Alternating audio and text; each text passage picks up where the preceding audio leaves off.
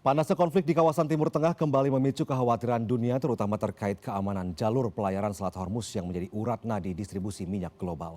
Indonesia sebagai negara net importir minyak dinilai sangat rentan terhadap gejolak ekonomi, mulai dari ancaman lonjakan harga minyak dunia, tekanan terhadap APBN hingga risiko terganggunya pasokan BBM dan LPG nasional.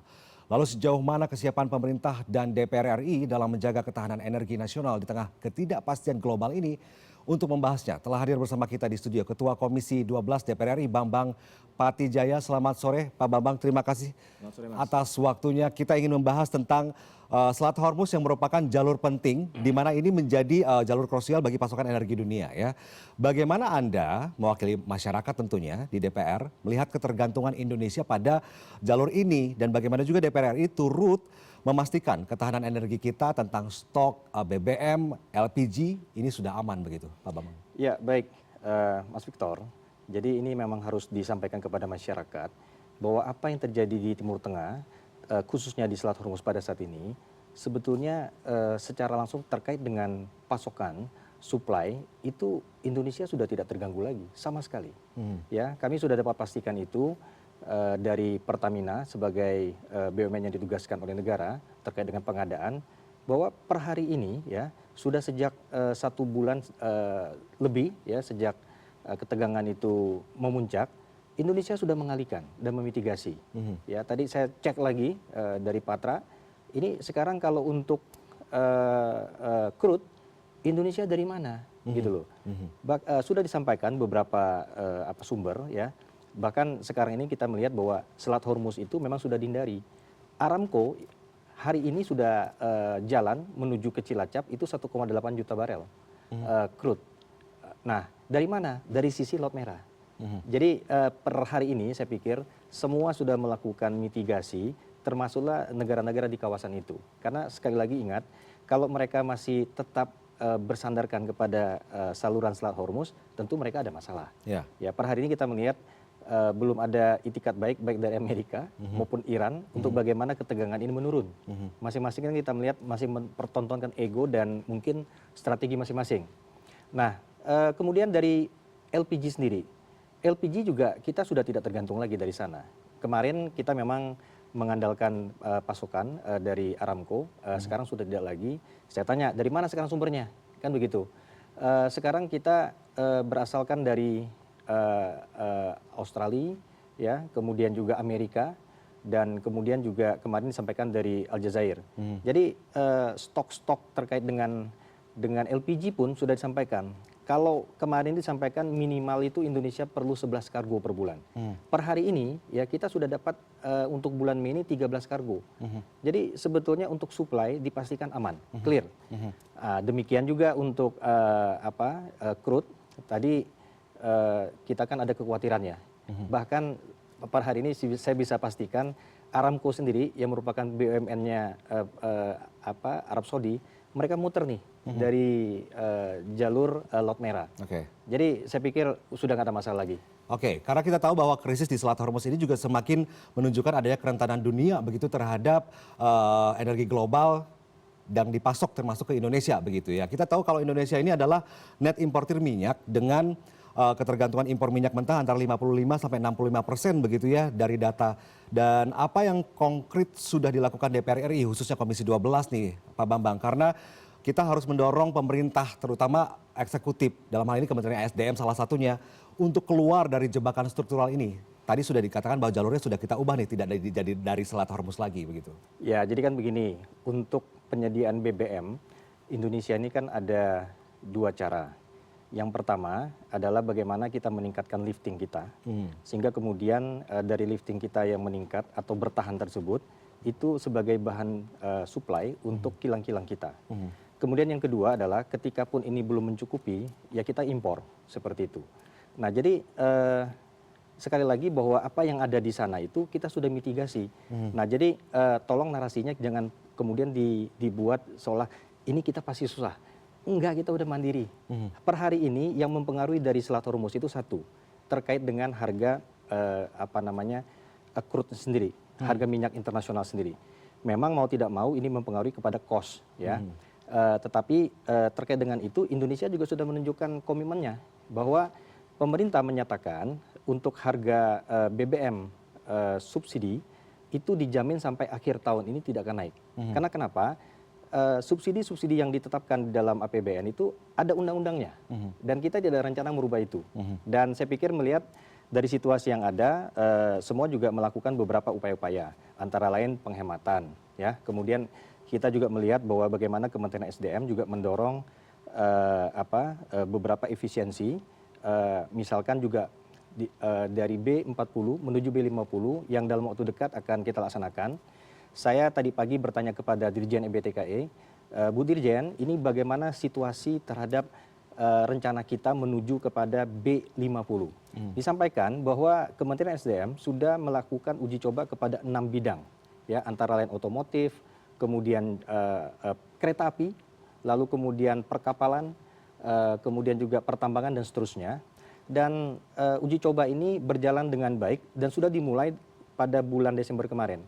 Nah, ketika ini menuju kepada Juni akhir, tentu kita sudah melihat bahwa hasil uji coba ini seperti apa, penyempurnaan apa yang harus dilaksanakan. Sehingga kemudian dengan demikian kita bisa menuju kepada B50. Dan ketika kita sudah menuju B50, berarti impor kita terhadap solar itu sudah tidak masalah. Kemudian di satu sisi kilang kita kan punya RDMP Balikpapan. Ini juga kapasitas produksinya juga meningkat. Nah, ini kita berharap bahwa dari semua dukungan-dukungan, kesiapan kita dari dalam, ini meningkatkan ketahanan kita terhadap persoalan-persoalan itu. Ya, ya. Jadi masyarakat juga harus bersabar ya. Sebenarnya ada banyak solusi-solusi yang sudah disiapkan oleh pemerintah termasuk DPR RI. Kita on progress. Ya? Betul, on progress. Jadi bersabar saja, kalau di daerah ada beberapa yang memang sudah mulai, tampaknya sudah mulai ricuh karena takut gas LPG-nya habis, langka dan sebagainya begitu ya. Itu jangan khawatir karena sedang dilakukan solusi lebih baik begitu ya. Saya sampaikan. Intinya adalah bahwa sekarang masyarakat kita himbau tidak terpancing dengan yang namanya isu hal-hal yang menimbulkan panik buying. Yes. Ingat, kalau panik buying berapapun nggak cukup. Nah, tetapi dengan teratur seperti ini, saya juga ngecek nih tadi ke BP Migas. Kan Pertamina terkait dengan pengadaannya. Lalu yang mengawasi distribusinya kan BP Migas. BP Migas melaporkan kepada saya, clear, stok aman. Jadi di seluruh daerah itu stok cukup dan tangki-tangki terisi, bukan tangkinya kosong. Nah, kemudian supply juga terus berdatangan, jadi dihabiskan ada, kemudian diisi juga ada masuk. Jadi dengan demikian saya pikir kita tetap dalam siklus yang positif. Yang dipentingkan adalah bagaimana juga dukungan dari masyarakat agar tidak terpancing melakukan misalnya panik buying. Salah satunya yang harus tetap bersabar adalah kenaikan harga BBM. Ini juga sangat signifikan sekali karena kita tahu Selat Hormuz itu sempat ditutup ya. Harga minyak Brent melonjak dari 100 sampai 110 US dollar per barel, dan APBN 2026 ini disusun asumsi harga minyak 70 US dollar per barel. Jika berlangsung lama, ini kan berarti kita harus punya kesiapan untuk menanggung beban negara nih sebagai risiko karena akan bengkak ratusan triliun rupiah gitu. Bagaimana Komisi 12 DPR RI menilai hal ini? Apakah pemerintah kita Indonesia sudah siap belum menghadapi risiko akan membengkaknya biaya terhadap pengadaan bahan bakar minyak ini? Saya pikir kan semuanya pasti sudah dihitung. Pemerintah juga dalam hal ini punya komitmen kuat di dalam bagaimana melayani masyarakat, dalam artian bagaimana tidak membebani masyarakat dalam situasi seperti sekarang. Kita harus kasih apresiasi nih kepada pemerintah, kepada Presiden Prabowo dengan kebijakannya dan dijalankan dengan baik oleh Menteri SDM. Dan saya pikir dari situasi ini, dari hitung-hitungan yang ada, pemerintah mengatakan bahwa kuat. Menteri Keuangan juga mengatakan demikian. Nah, maka dalam situasi ini saya pikir salah satu yang harus kita lakukan, yuk mari kita melakukan juga penghematan ya, sehingga kemudian APBN juga punya elastisitas. Tentu saya pikir juga kebaruan-kebaruan di dalam bagaimana memikirkan, memitigasi persoalan-persoalan ini pasti akan dipikirkan dan segera dilakukan oleh pemerintah. Ini saatnya pemerintah juga melakukan skala prioritas. Di samping ada program-program pemerintah yang juga semakin penting untuk tetap dijalankan. Betul, begitu ya. Betul. Oke, sejauh ini Pertamina diminta menjamin pasokan energi nasional, tapi di sisi lain cash flow-nya terganggu akibat krisis di Hormuz dan juga beban subsidi yang terus membesar. Salah satu subsidi BBM yang tadi. Apakah ada solusi dari DPR RI nih, mengingat Pertamina merupakan mitra kerja utama Komisi 12 DPR RI? Dari yang kami tanyakan bahwa memang dari situasi ini Pertamina ini kan harus kerja keras, all out. Tetapi kami juga melihat bahwa dukungan daripada pemerintah terhadap apa yang dijalankan peran oleh Pertamina ini didukung penuh. Jadi saya pikir terkait dengan itu nggak ada masalah. Nggak ada masalah. Tentu pemerintah juga jika misal Pertamina mengalami hal-hal yang ini, mereka pasti tidak akan lepas tangan. Ya, jadi saya pikir dari situasi ini saya yakin Pertamina tidak ada masalah. Karena kita sudah tanyakan bahwa segala mitigasi itu sudah dipikirkan.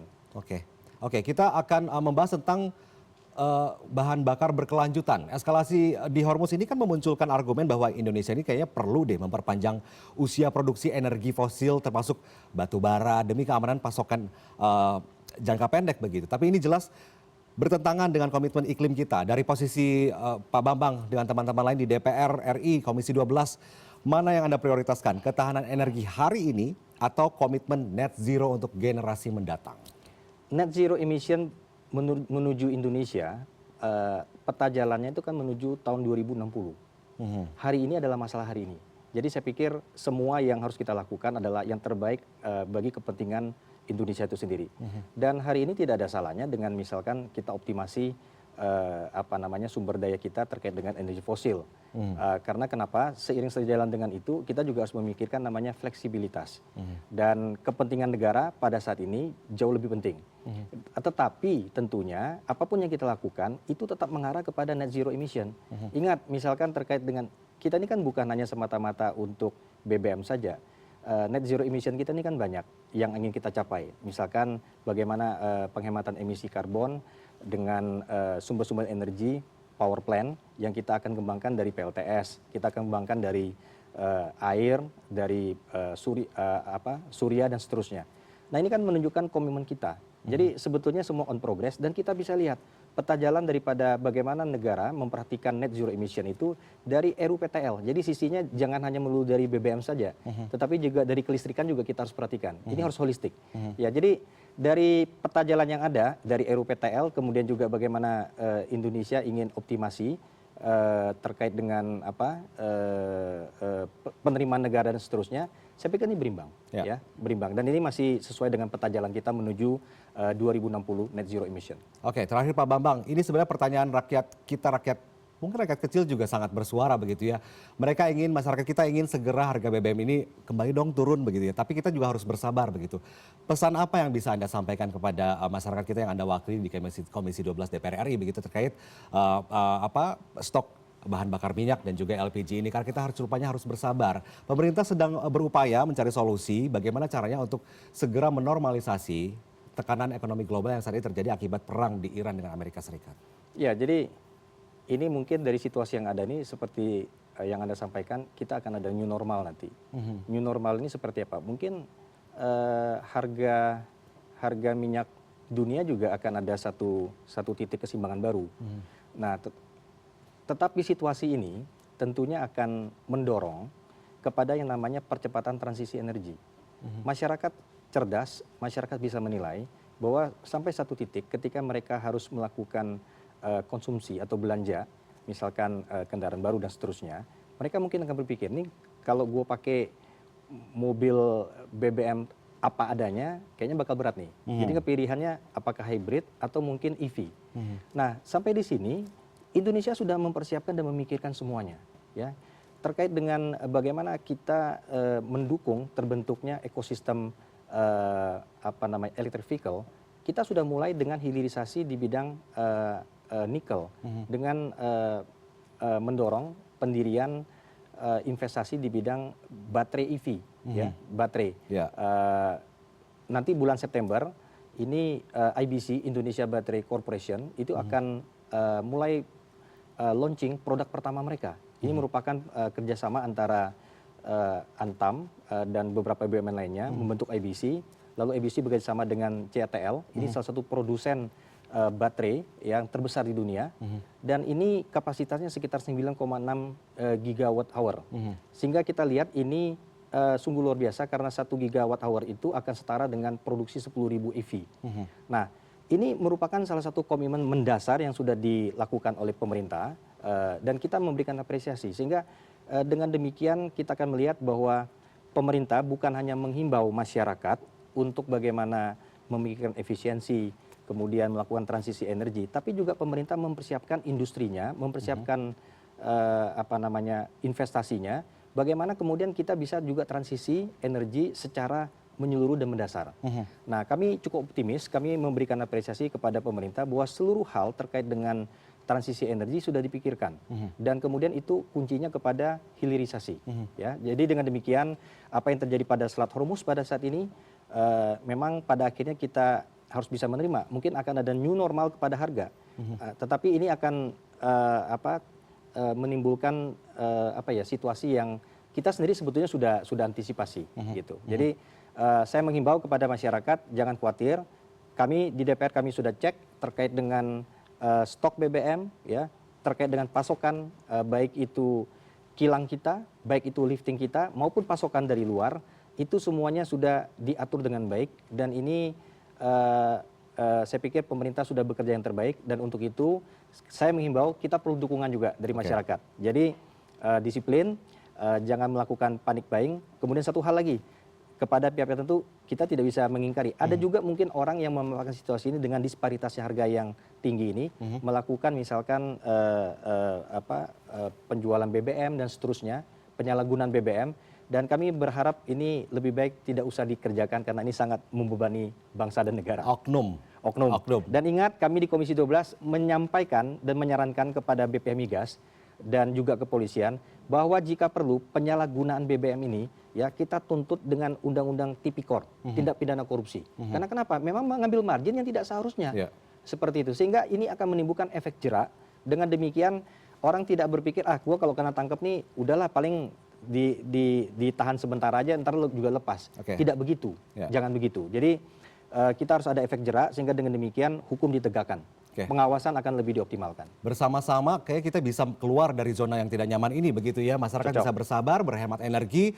Kemudian banyak jalan menuju Roma. Kalau tidak ada Selat Hormuz ada Laut Merah begitu ya Pak. Betul. Dan kita juga akan menunggu kapan new normal harga bahan bakar ini terjadi di Indonesia. Kita ingin segera bisa mencapainya, dan kita mengapresiasi kepada pemerintah juga yang sudah mengupayakan green mining kita tetap berjalan sehingga nanti kedepannya ada transisi energi yang berkelanjutan. Terima kasih Pak Bambang atas waktu Anda bergabung bersama kami di CNN Indonesia Newsroom. Selamat sore, selamat malam, terima kasih.